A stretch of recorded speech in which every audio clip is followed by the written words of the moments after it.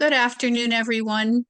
My name is Ruth Darlington, and I am co-clerk together with Pat Finley of the Eco Justice Collaborative. And on behalf of EJC, I'm happy to welcome you to today's program, Saving Money on Your Commercial Electric Account. This is part of a four-part series for energy stewardship for Friends Institutions. We are recording the webinar. If you don't wish to be recorded, we ask that you turn your video off. Also ask that you mute yourself when you're not speaking to avoid background noise. I want to thank Olivia Brangan for providing tech support today. We could not do this without her. And Olivia, if I have forgotten anything, will you help me here? I will, Ruth. The only thing I'd like to add is that at the end of this series, George will have a question and answer session. And I'd like folks to please use their electronic hand to raise your hand. That puts you in an order that George can see.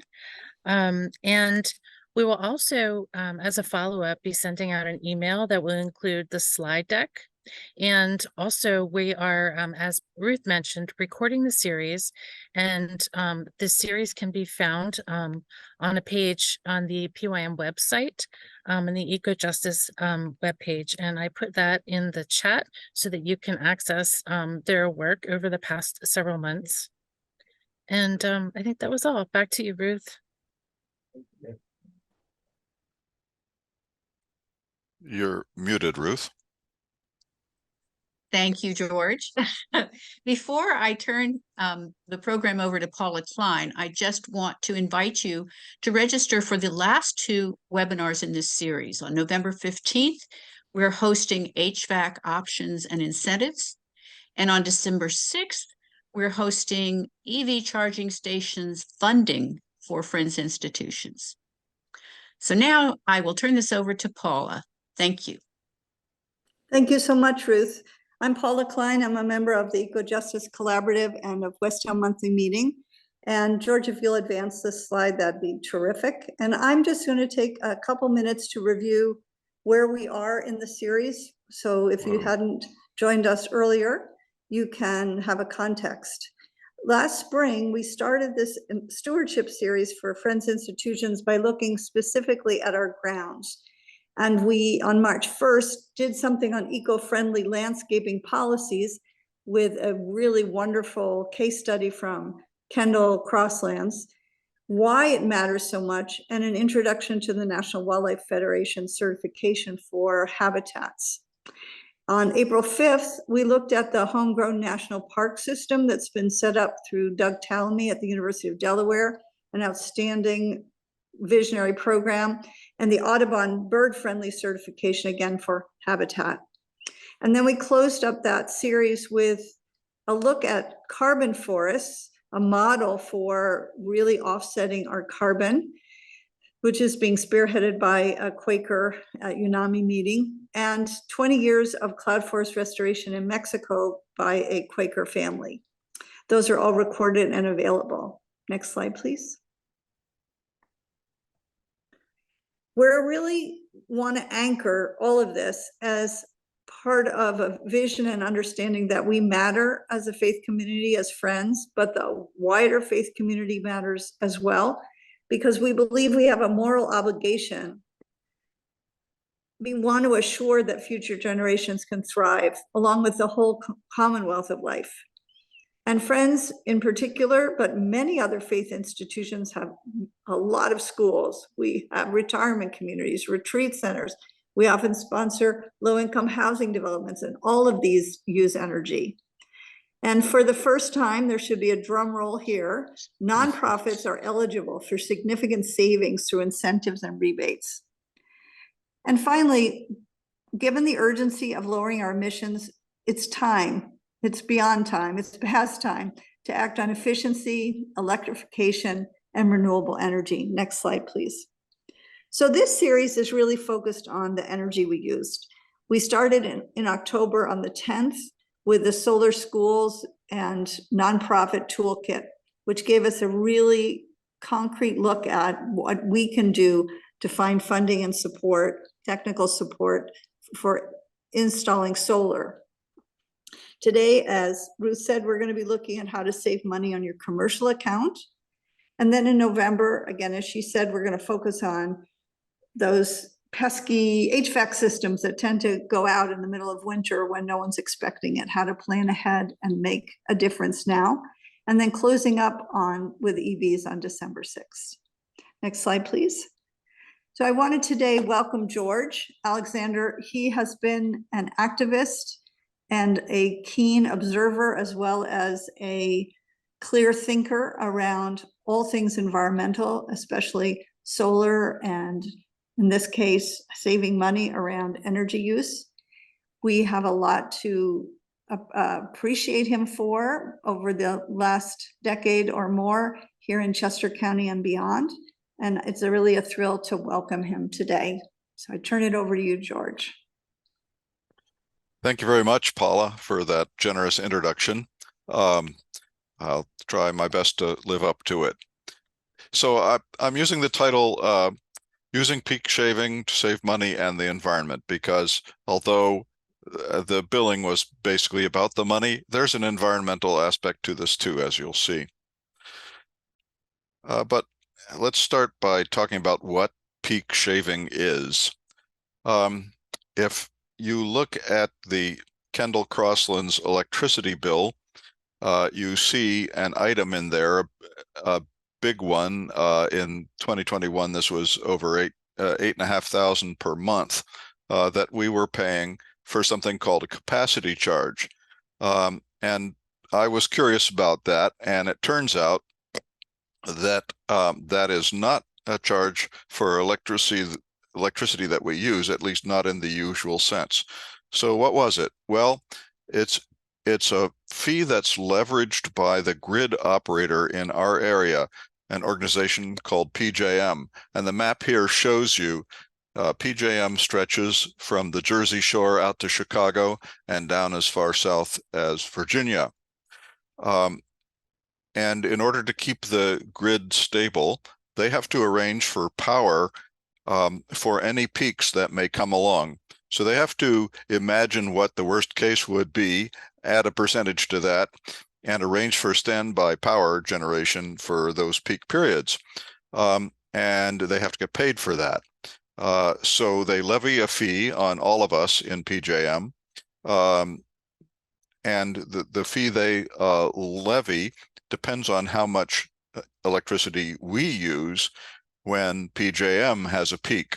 In other words, it doesn't have to be a local peak for us. It's just a question of, does PJM have a peak, and what is our share of that peak? And it's always a summer afternoon when these peaks occur. And basically they occur when all of the major cities in PJM have a simultaneous hot day. So they charge commercial customers, which is who you probably are if you're a meeting, a school, a retirement community, or a retreat center.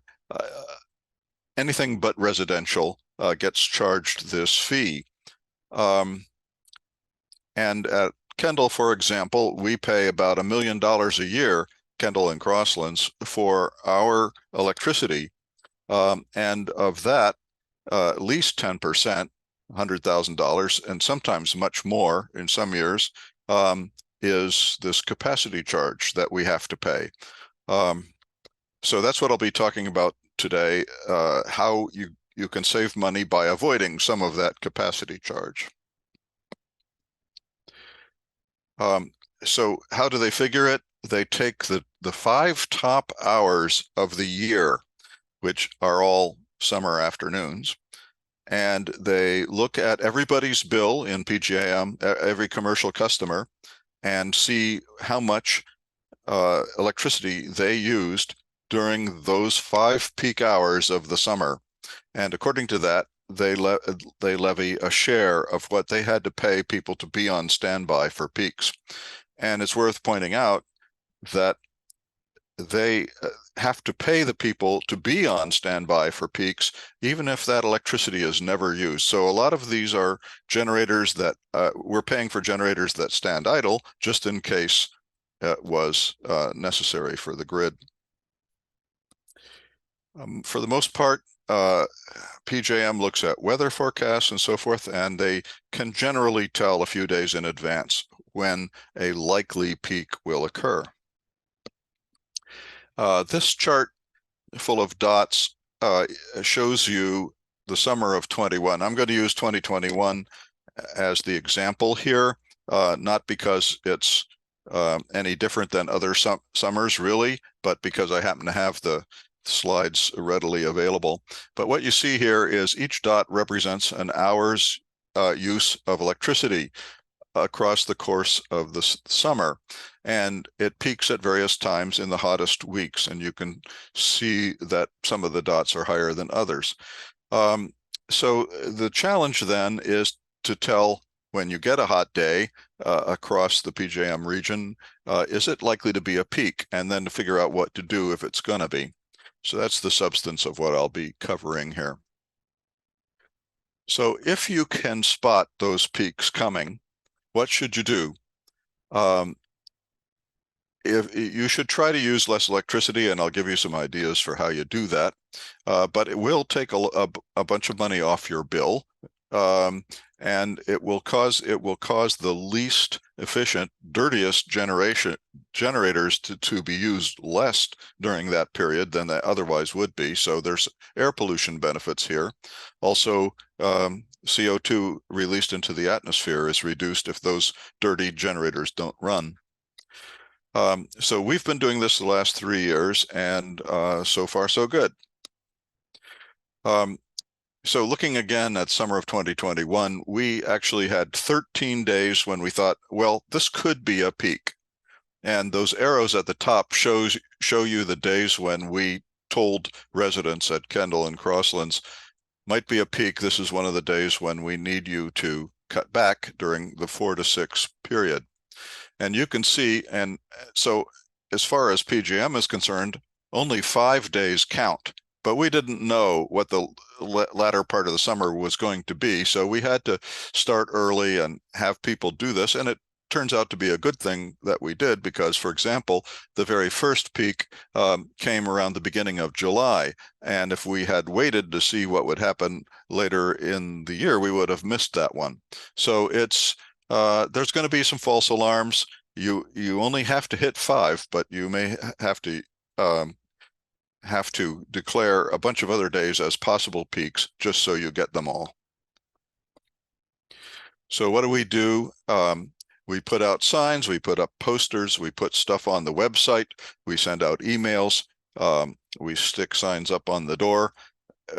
We try everything we can think of to let people know that a given day is a potential peak, and we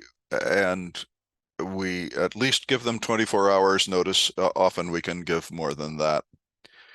And on a typical summer, we'll have 12 to 15 peak alert days. This summer, that's about what we had. Last summer, we had fewer just because of the way things worked out. We had some hot days early in the year, and once you have a few that are really hot, then it's easy to tell whether a subsequent one is going to be a peak or not, because if it's below the hot days that you had, you know it's not going to be. But that varies year to year. So what do? If you think it's a peak day? First thing you do is you pre-cool before the hottest part of the afternoon. You set the temperature a little lower and get everything cooled down. And then from 4 to 6, you turn off the air conditioning, you close the blinds, you don't use big appliances, you don't use hot water, and you start not using hot water early because it takes a while for the water to heat back up, electric hot water to heat back up, and you don't want that happening during the peak period. And you don't charge your electric car. Now, for this purpose, there are a lot of good reasons not to use electricity, but for this purpose, it doesn't matter if you save on your electrical use or not, just matters when you're using it. So if you can use some electricity earlier or later in the day and keep it from happening during that 4 to 6 period, then you you save on this capacity charge. So that's why pre-cooling works. You turn up the air conditioning earlier, and that cooling effort is moved out of the 4 to 6 period. So how does it work? So this graph shows you the average of the 13 peak alert days, the amount of electricity that we used during those 13 days. The blue section of the chart, the blue shading, is the 4 to 6 period when we asked people to cut back. And you can see, because of the dip in the curve, that really they did cut back, and quite a bit too. And we found out by working with our electricity supplier that we had saved about $24,000 on our capacity charge in the following year. The capacity charges are assessed the year following the summer when you do this. So it worked, and it has worked in the subsequent 2 years as well. So a reminder, this is based on the PJM grid peak, not on the local peaks. It doesn't matter about whether it's a peak in Philadelphia or a peak in your own power consumption. It's based solely on when the PJM region as a whole has a peak. So in practice, that means all the big cities in PJM, and that would be Chicago, Pittsburgh, District of Columbia, the Jersey suburbs of New York, and Philadelphia. They all have hot weather. If they don't all, it's not likely to be a PJM peak. And it just matters. 5 hours is all that matters. This whole thing is based on just 5 hours. So if you can hit those 5, you succeed. So how would you know a peak is coming? Well, in some cases, this is a service provided by your power supplier. So that would be a place to turn first. The PJM website, which is www.pjm.com, will certainly alert you to the biggest ones. They may not get every one. They don't guarantee that, but that's another place you can look.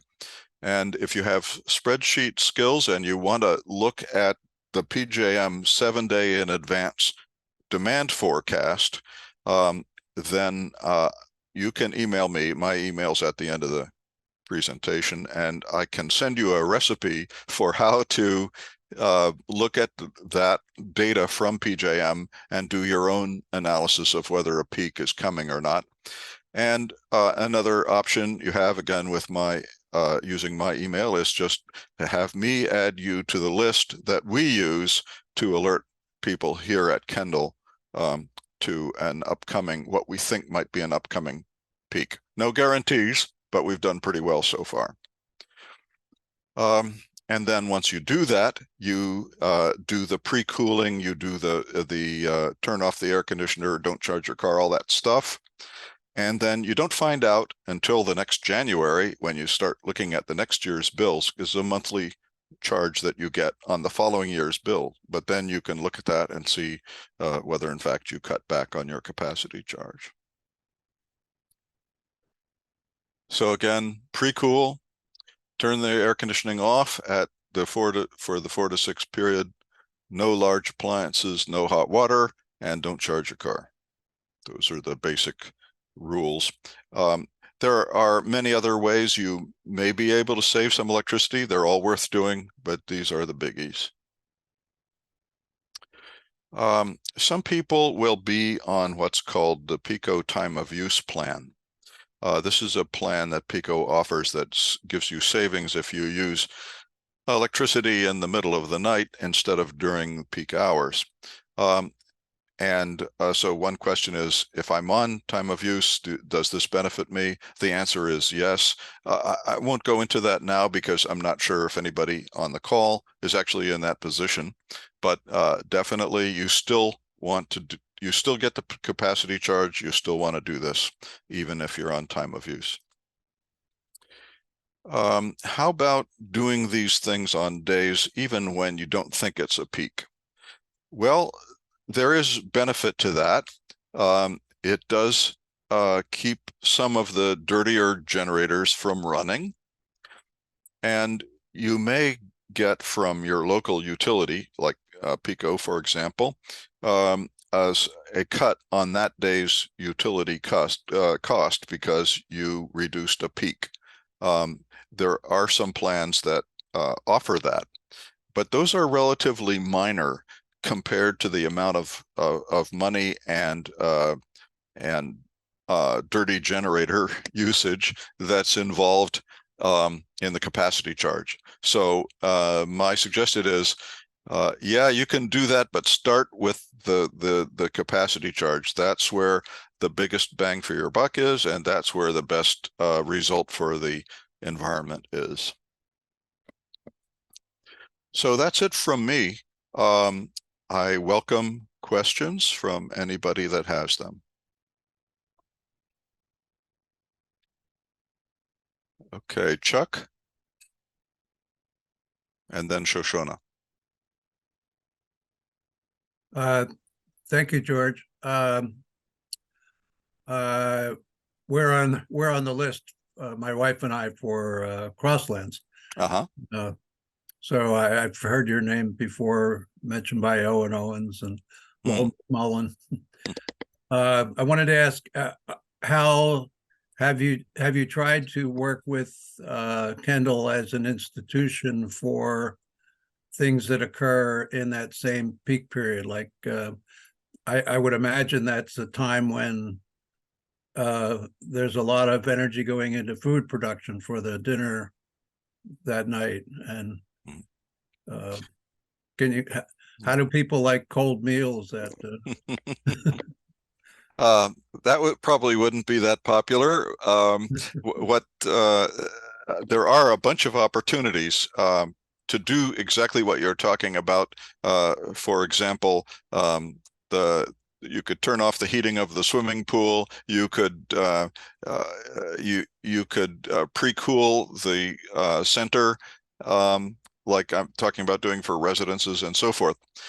We have had those conversations with the facilities department here at Kendall Crosslands, and they are interested, but it has not risen to the top of their priority list. So what I would suggest, Chuck, is when you get here, put in a call to the facilities director and say, "Oh, I hear you guys aren't doing this yet. You really should."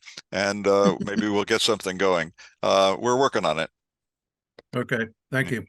Okay, Shoshana. Can I ask a residential question? Mm-hmm. Okay, so our meeting is really small. It's not used during the week. We use it for a couple hours on Sunday. We have propane heat, no air conditioning. So the meeting is, pretty small footprint. But any resident that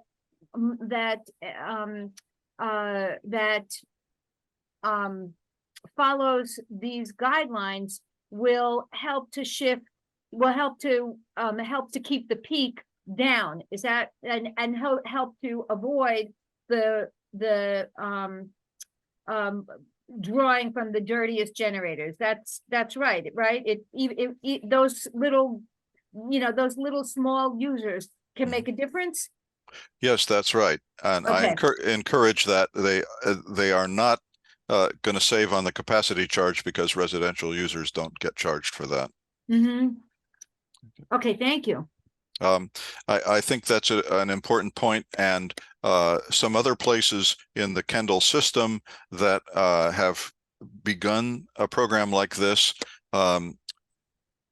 So in our case, everybody's on the same meter. There's one big meter for the whole place. And so everything the residents do impacts that. Some other places have individual meters for individual residences, cottages. And in those cases, they get charged at residential rates, and it doesn't actually help with capacity charge, but they do it anyway for the very reason that you're saying. And so I think it's a good thing. Bert.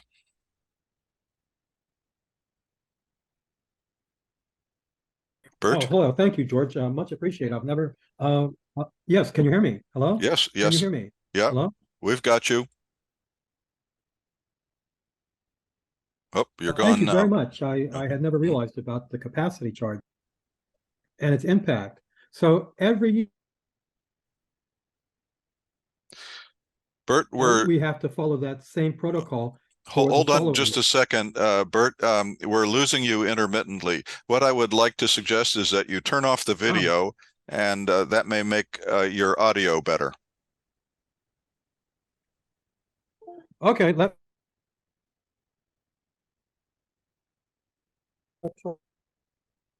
moving closer to the Wi-Fi, better sound. Is this improving any right now? That sounds a little better. Let's try that. Okay, thank you. Yeah, thank you for what you shared with us. I had never realized those hidden expenses in there and how to work. So as I understand it, that basically this rolls over from year to year. So what we do this year will affect the charges for the following year. But the following year, we follow the same procedures to take advantage the year that follows.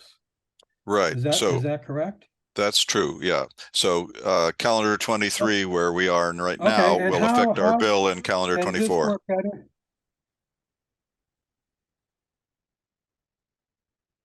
And this, I'm thinking of our meeting house that we will be putting in a remote access thermostat.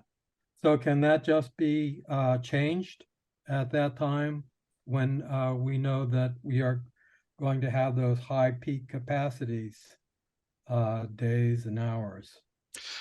Yes, if you're air conditioning your to meeting bring house during down those, the temperature that it is set for. yes, that's right. That's a good way to do it if nobody's there to actually do it physically, or if it's easier just to do it remotely.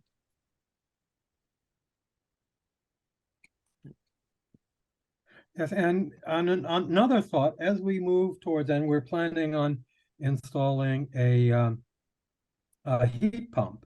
And since the heat pump works off of the electrical grid, and it will draw from the same source that the air conditioning does,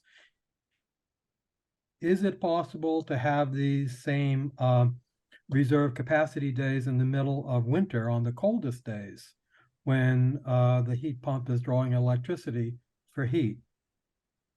Well, in principle, that would be true, except the PJM grid doesn't experience any winter peaks, so it doesn't count.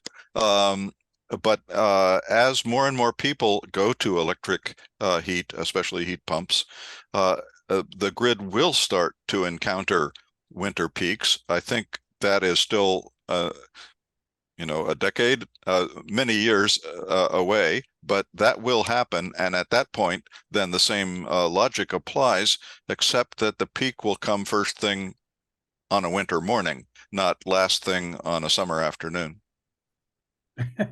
I understand. Great. Thank you, George. George, this is Joe Ward. I can't seem to find the thing to put my hand up. Okay. Hi, Joe. I'm on.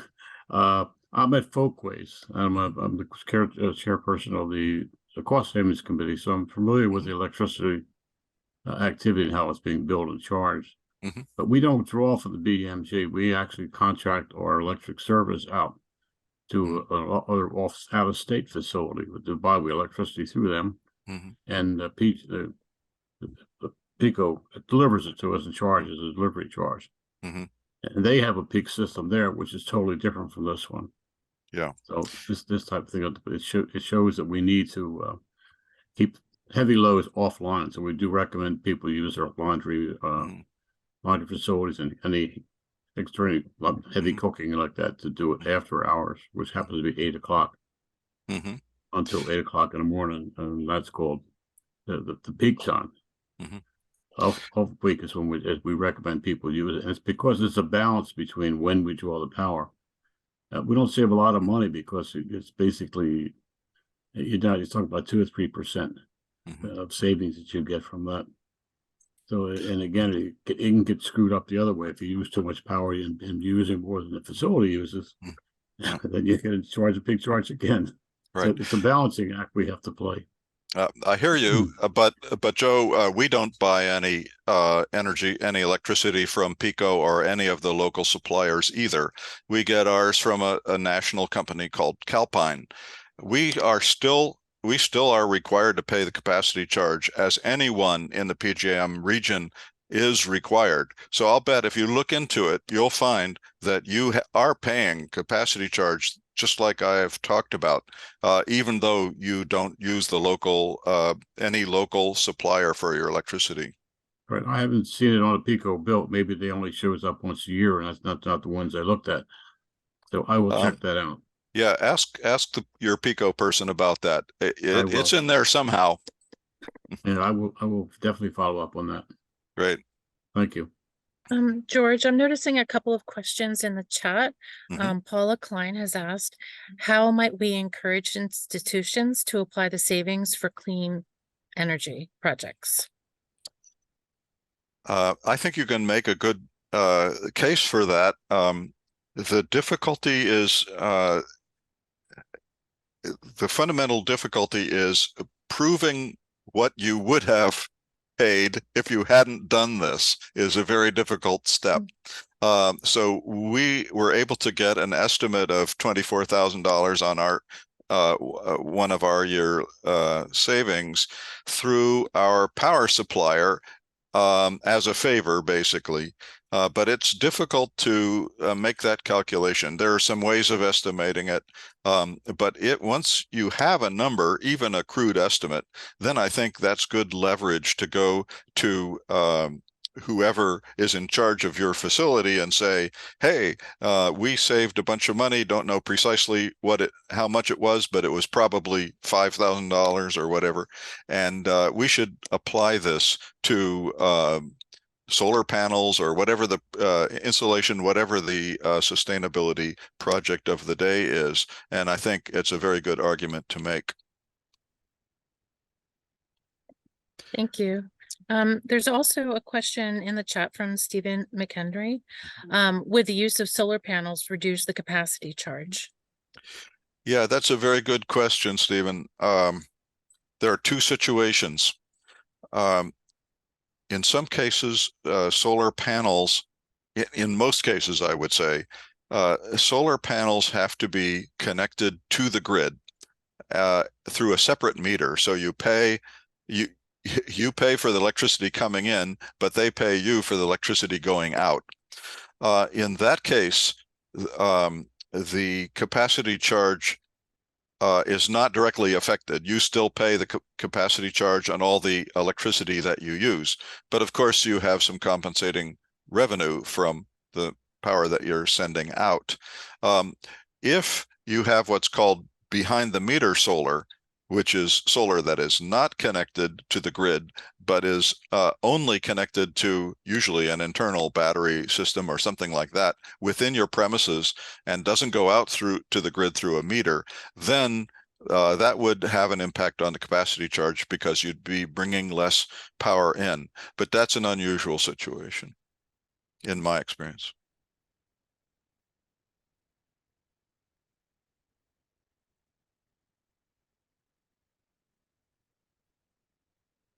Okay, well, thank you very much, folks. We would like to remind you, and let me turn this back over to Paula at this point, about a couple of oh, we have another question first from Rita. I just read in New York Times about a facility in Vermont called Green Mountain. And they've concluded that it would be a great energy and cost savings to install batteries in people's homes. And I would assume that would apply to a place like Folkways as well, because it relieves them of having to make the grid cover all that energy use that's being done all over. I don't know if that's been something that's been thought of at all, but it just sounded kind of impressive that when they wrote all the arguments in favor of that. I don't know what to do with that information, but can you speak to it? Yeah, so first of all, Green Mountain has been a pioneer in a lot of this stuff. And so that's great for people in Vermont. Here, there are two reasons why the situation is a little different. One is that Green Mountain is a monopoly in the sense that you can't buy electricity from the generator of your choice. In Pennsylvania, you can. And so the batteries really impact them only, whereas if somebody was to supply you with a battery here, it would depend, the impact would depend on who your electricity supplier was. It's not as straightforward a situation. The other thing is that Pennsylvania as a whole is not a very sustainability friendly state. There's a lot of oil and gas interest, and some of the enabling legislation that they have in Vermont might not fly here. That would be my guess. Although I don't think it's been tried. Nobody's pushed it very hard here, and there haven't been other examples besides Vermont that I'm aware of. So maybe it's just too early to know.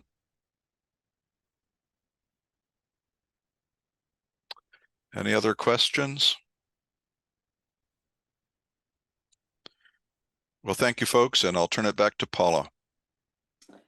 Thank you so much, George. I really appreciate it. I think your initiative here and the success is really telling. And I hope our various institutions will explore it and reach out to you if they have further questions. I am, excuse me, just going to close by encouraging people to register for the next two. We did not do the registration as a series, so you do need to register for each one separately. And to encourage other folks in your community who are not able to attend today to listen in on this recording once it's posted. And we really appreciate your attendance and willingness to move forward in a way that will allow us to care for the next generations to come. So many thanks to all of you, and especially George for your presentation today.